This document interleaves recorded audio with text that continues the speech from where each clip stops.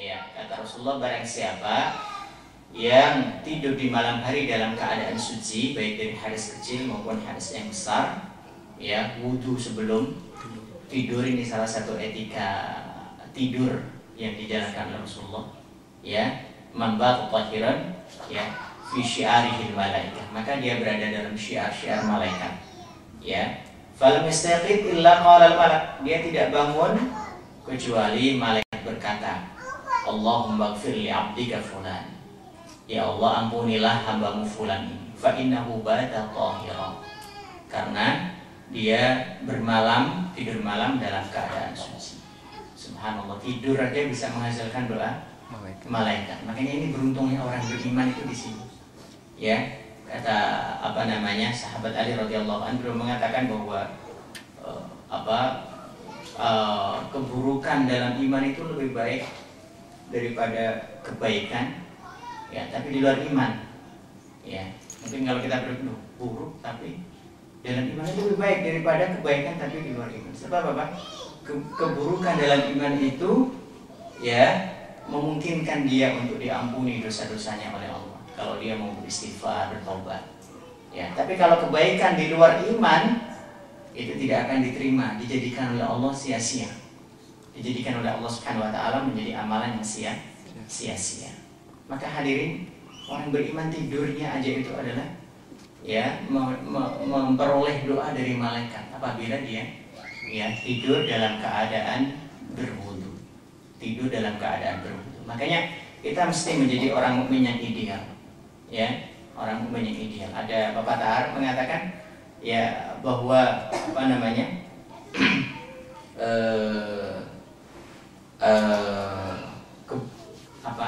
saya lupa di bahasa Arab. Intinya seperti ini. Hasanat, sayiat,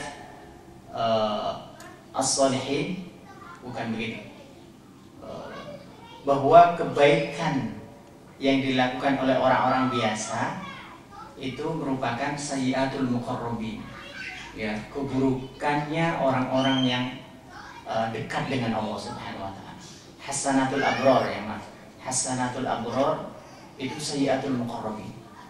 Ya, kebaikannya orang-orang awam biasa itu adalah keburukan bagi orang-orang yang dekat dengan Allah Subhanahu wa taala, orang-orang yang soleh. Contohnya orang itu kalau biasa-biasa saja dalam menghargai agama sekali, dia sholat 5 waktu itu udah pol banget. Wah, hebat saya hari ini. Kenapa? Saya melakukan sholat 5 waktu nggak ada yang bolong sama sekali. Hebat saya hari ini, saya puasa full. Kenapa? Biasanya puasanya bolong-bolong.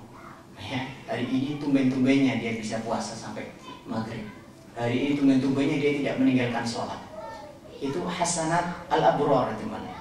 Nah, kita jangan sampai pada level seperti ini, menjadi hasanatul abror aja. Ya, kebaikan orang-orang abror, orang-orang baik, kebaikan orang-orang biasa. Itu adalah sayyiatul muqarrabin. Itu adalah keburukan bagi orang-orang yang soleh, orang-orang yang dekat dengan Allah Subhanahu wa taala. Ya, orang-orang yang soleh, manakala hari ini dia meninggalkan amalan-amalan sunnah sekalipun, dia itu nyesel, ya, seperti nyeselnya orang biasa yang meninggalkan, orang biasa nggak pernah menyesal meninggalkan kewajiban. Menyesal, kenapa hari ini saya tidak sedekah, kenapa hari ini saya tidak membaca Al-Quran. Dia merasa menyesal dan merasa itu adalah satu kekurangannya. Ya, padahal itu amalan-amalan sunnah. Tapi bagi orang-orang biasa, menjalankan yang pokok-pokok, yang wajib-wajib ada sudah Masya Allah, dianggap sudah menjadi orang yang paling baik. Gitu kan? Nah, level iman kita itu kalau bisa bukan sekedar al-abror tapi al-muqarrabin, orang-orang yang dekat dengan Allah Subhanahu wa taala. Begitu kan kenyataannya. Kalau kita lihat teman-teman kita, Masya Allah, yang jarang sholat gitu kan. Ketika sholat itu bangganya minta ampun. Pengumuman, ya, hari ini saya sholat full, gitu kan. Bangganya bukan main. Ya. Tapi kalau orang-orang yang dekat dengan Allah, ya, mudah-mudahan kita termasuk di dalamnya, itu hal yang biasa gitu loh. Bahkan kalau perlu kurang, saya kurang sholat sunnah kok, saya kurang nggak sholat tahajud, saya nggak sholat witir, saya nggak sholat, ya seperti itu, merasa kekurangan. Makanya tadi dikatakan hasanatul abrar sayyiatul muqarrabin, termasuk di dalamnya. Ya, kalau sampai dia tidur tidak dalam keadaan wudu itu dia merasa kekurangan, ada yang kurang dalam dirinya. Ada yang kurang. Ya, merasa kekurangan gitu kan. Ya. Maka beruntunglah orang-orang yang ketika tidur ya di malam hari dia dalam keadaan tahir, dalam keadaan suci, dalam keadaan suci dari hadas besar maupun hadas kecil. Ya, lalu jadi pertanyaan, Pak, saya itu gampang sekali masuk angin. Ya, begitu habis wudu langsung keluar angin dan sebagainya.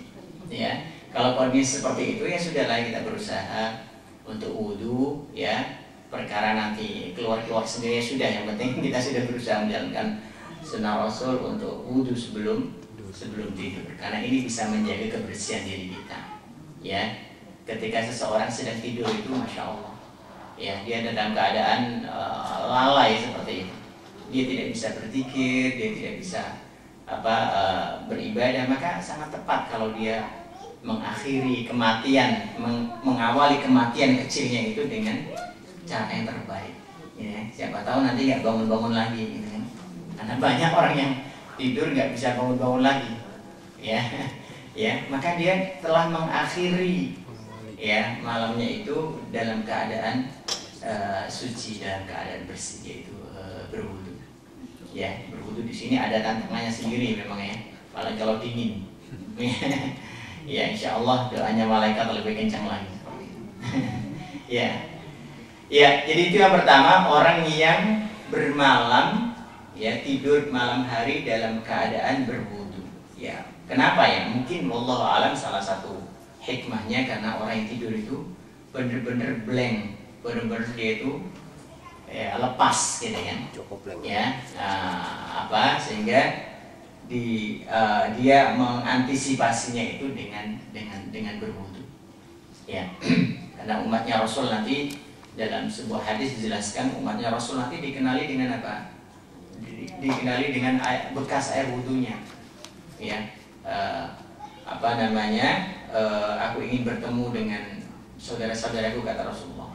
Ya Rasulullah, alasna ikhwanak, bukankah kami ini adalah saudaramu ya Rasulullah? Ya, bal antum ashabi, kami ini adalah sahabat-sahabatku. Ya, ikhwani itu siapa? Saudara-saudari, kata Rasulullah, adalah orang yang man lam yaroni ya wa yu'minu bi, orang yang tidak pernah melihat aku tapi dia beriman denganku.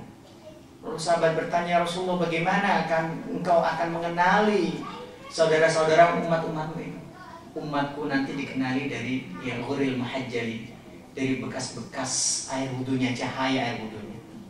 Ya, gitu ya. Maka kalau kita sering berwudu, kita sering mendawamkan wudu, ya itu bukan sekedar di akhirat nanti, di dunia pun orang yang mukanya itu tersiram air wudu, ya beda itu. Ya, beda. Ya, muka orang yang tersiram air wudu dengan mukanya orang yang meskipun dia selalu kesalahan, beda. Ya, beda. Air wudu itu punya dampak yang luar biasa. Apalagi nanti di hari kiamat. Gitu. Jadi umatnya Nabi nanti dikenali dengan bekas-bekas air wudunya. Gitu. Ya, bekas-bekas air wudunya. Maka kalau kita misalnya sanggup untuk mendawamkan wudu, dawamkan wudu. Ya. Kemudian yang kedua orang yang didoakan malaikat itu adalah muntadhir sholat. Ya, orang yang menunggu-nunggu sholat. Ya, jadi sholat itu adalah undangan dari Allah. Allah mengundang kita, hayya 'alas sholat, hayya 'alal falah. Itu sebetulnya undangan dari Allah. Ayo kita sholat, ayo menuju kepada keberuntungan. Ya, maka kalau diundang oleh Allah Subhanahu wa taala, orang mukmin itu menghargai undangan Allah. Salah satu bentuk penghargaan itu adalah dengan datang lebih awal. Kalau kita diundang, misalnya ada kondangan, kemudian kita memperhatikan undangan itu dan kita datang di awal, itu tentu lebih disukai ya daripada kita datang pas persis pada waktunya atau agak telat sedikit, gitu kan. Oleh karena itu orang yang menunggu-nunggu saat sholat, ya dengan sholat, ya dia sholat ya setelah sholat dia menunggu waktu sholat yang wajib akan datang, gitu kan? Maka itu termasuk orang-orang yang didoakan oleh malaikat. Dalam hadis yang diriwayatkan oleh Muslim, Rasulullah SAW bersabda, ya, inna ahadakum qa'ada yantadhiru sholat fi sholatin ma lam yahdus tad'u lahul malaikah Allahumma ighfir lahu Allahumma arhamhu. Ya, sungguhnya salah seorang di antara kamu apabila duduk menunggu sholat, ya yantadhiru sholat fi sholatin, maka dia dihitung ya sholat terus, ya. Makanya memang yang ideal kalau memang memungkinkan, ya, datang sholat itu lebih awal untuk sholat mungkin tahiyatul masjid atau sholat qobliyah, ya, kemudian sambil menunggu dikumandangkannya iqamah. Maka sejak kita melakukan sholat sunnah sampai kita menunggu datang sholat berikutnya itu dihitung oleh Allah sholat terus menerus, ya, selagi dia tidak, ya, hadas, ya kan? Taqulahul malaika, maka para malaikat akan mendoakan kepadanya, Allahumma ighfir lahu Allahumma arhamhu, ya Allah ampunilah dia, ya Allah rahmatilah dia. Ini hadis sahih diriwayatkan oleh Imam Muslim. Jadi seperti itu, membiasakan diri untuk sholat lebih di awal waktu dengan mendahulunya dengan sholat-sholat yang ringan, ya, sampai kemudian datang waktu sholat, maka sepanjang itu dia menunggu entah berapa menit itu dihitung oleh Allah, dia selalu sholat terus, dihitung pahalanya seperti dia sholat terus sampai datang sholat berikutnya. Ditambah lagi bahwa dia akan didoakan oleh malaikat, Allahumma ighfir lahu Allahumma arhamhu. Ya, maka berikutnya yang ketiga adalah orang yang sholat pada shaf yang pertama, ya, sholat pada shaf yang pertama, ya. Jadi dalam hal ini memang harus rebutan untuk mendapatkan shaf yang pertama, ya. Kadang-kadang sebagian kita kalau masalah-masalah seperti ini kan tawaduk semua, silakan Pak, ya, dia pilih yang belakang-belakangan, gitu kan. Ya, tapi kalau soal dunia, soal berebut jatah dia nggak mau kalah. Ya, tapi kalau soal pahala orang pada tawaduk semua. Silakan Pak, silakan. Mempersilakan satu dengan yang lain. Ya, jadi untuk kebaikan ya, tidak boleh tawaduk, harus bersaing.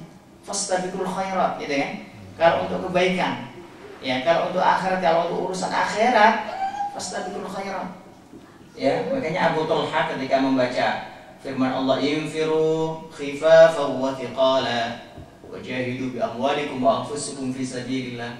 Berangkatlah engkau berjihad di jalan Allah, baik dalam keadaan sulit maupun dalam keadaan lapang, baik dalam keadaan miskin maupun dalam keadaan kaya. Ya, ketika itu terjadi jihad, maka Abu Talha memerintahkan kepada anaknya supaya menyiapkan perangkat alat perang. Gitu kan? Maka anaknya bilang, bapak udah tua, di rumah aja. Ya, apa kata Abu Talha? Seandainya anakku ini bukan urusan surga, saya mau ngalah. Tapi karena ini adalah urusan surga, saya nggak mau. Saya nggak mau kalah saing sama yang muda-muda ini. Gitu ya. Nah, begitu ibu-ibu bapak. Ya, jadi jangan beralasan, aduh saya sudah tua ini. Ya, surga itu bukan miliknya yang muda-muda. Surga juga miliknya semua orang. Tapi harus ada persaingan di situ. Ya, saya ada persaingan. Makanya bahasa Al-Quran fastabiqul khairat, berlomba-lombalah dalam kebaikan, bukan saling mengalah engkau dalam kebaikan. Ya, udah khatam berapa kali? Saya mau udah 3 kali. Wah, saya mau orangnya santai-santai aja, gitu ya. Ya Pak, 2 sekali atau bahkan setengah Quran juga nggak apa-apa. Itu namanya bukan fastabiqul khairat. Wasari'u ila maghfiratin min rabbikum. Berlomba-lombalah engkau untuk memperoleh ampunan dan surga Tuhan. Ya, bahasanya untuk kebaikan wasari'u. Ya, berlomba-lombalah. Fastabiqul khairat. Bukan saling tawaduk, ya. Bukan saling mempersilahkan, gitu kan. Saling ngalah. Jadi nggak ada itsar dalam kebaikan, itu nggak ada. Harus berlomba. Ya, itsar itu dalam masalah-masalah dunia, ya kita boleh ithar, gitu kan? Ada orang bersaing gitu misalnya, wah, satu orang ya sama yang diincar satu akhwat gitu. Ya, tafadhol antum duluan. Ah, nggak apa-apa seperti itu. Ya, antum lebih berat kayaknya. Gitu. Saya rela berkorban. Nggak apa-apa seperti itu. Bagus, namanya ithar. Insya Allah dia akan dapat yang lebih bagus lagi. Ya. Tapi kalau dalam masalah-masalah ibadah jangan ithar. Harus berlomba-lomba, harus bersaing.